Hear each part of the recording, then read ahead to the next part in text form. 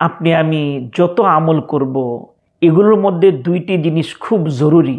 একটি হচ্ছে ইখলাস, অর্থাৎ সেই আমলটি একমাত্র আল্লাহ তাআলার সন্তুষ্টির উদ্দেশ্যে করতে হবে। দ্বিতীয় নম্বর, রাসূলুল্লাহ সাল্লাল্লাহু আলাইহি ওয়াসাল্লামের সুন্নত, অর্থাৎ নবীজি এই কাজটি যেভাবে করেছেন সেই কাজটি সেভাবেই করা। এক্ষেত্রে দুটো বিষয়ে আমাদের মধ্যে সমস্যা দেখা দিচ্ছে।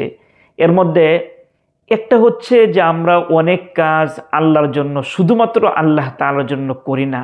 নামাজ অনেক সময় দেখা যায় আমরা এই জন্য পড়ি, মানুষ আমাকে নামাজি বলবে, এত বয়স হয়েছে এখন নামাজ না পড়লে কেমন দেখা যায়, মাহে রমজান চলে আসছে এখনও যদি নামাজ না পড়ি মানুষ কি বলবে, মেয়ে ছেলে বিয়ে দিলাম এখন যদি নামাজ না পড়ি মানুষ কি বলবে, বুড়ো হয়ে গেলাম এখনও নামাজ না ধরলে কি বলবে।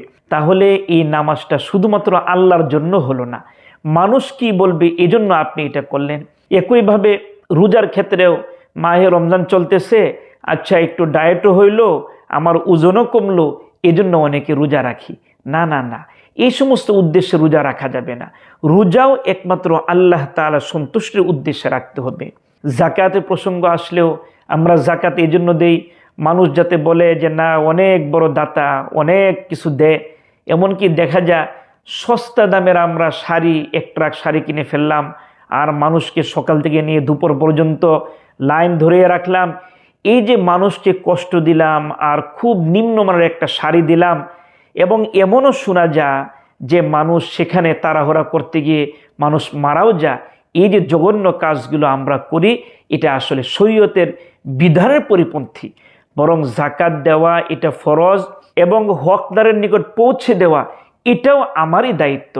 তাই আমি এমন করতে পারি, কে কে জাকাতের হকদার আমি লিস্ট করে গোপনে গোপনে, যাতে অন্য কেউ না দেখতে পায়, আমি গোপনে গোপনে সেটা তার নিকট পৌঁছিয়ে দেব। ঠিক এরকমভাবে আমরা হজ করতে যাই, সেখানেও একটা প্রশ্ন চলে আসে যে আমি বহুদিন যাবত আমার নাম লিখি, আমার উমুক বিয়াই নাম লেখেন, সেখানে শুরুতে আল হাজ বা হাজি লেখেন, ওনাকে হাজি সাহেব বলে, আর আমার নামের শুরুতে আল হাজও নাই, হাজিও বলে না, যা আমি হজটা করে আসি। তাহলে আমি আল হাজ বা হাজি লেখার জন্য আমি হজ করলাম, মানুষ আমাকে হাজি বলুক, তাহলে এই হজটাও তো আল্লাহর জন্য হলো না।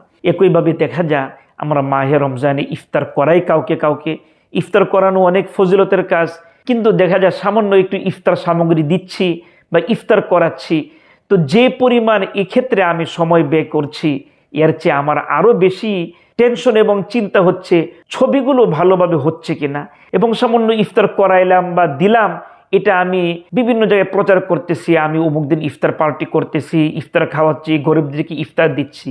দেখেন এটা গুরুত্বপূর্ণ আমল, এখানে যদি আমি লৌকিকতা বা মানুষ দেখানো, প্রচার প্রসার হোক, এই সমস্ত উদ্দেশ্যে এই আমলটি করি, তাহলে তো আমি সওয়াব পাবো না। এজন্য আমরা যত আমল করব, যত সওয়াবের কাজ করব, এর কোনোটাতেই আমাদের মধ্যে যাতে লৌকিকতা, মানুষ দেখানো, মানুষের বাহবা পাওয়া, প্রচার প্রসার এগুলো উদ্দেশ্য না থাকে, বরং উদ্দেশ্য থাকবে আল্লাহ তাআলা সন্তুষ্টি এবং আল্লাহ রসুলের রেজামন্দি।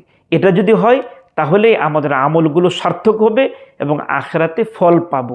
অন্যথায় দুনিয়াতেও টাকা পয়সা খরচ হলো আর আখিরাতেও আমার ফলাফল হবে জিরো। তাই সমস্ত আমল আমরা ইখলাসের সাথে আল্লাহ তাআলা সন্তুষ্টির জন্য করার চেষ্টা করব। আল্লাহ তাআলা আমাদেরকে তৌফিক দান করুন।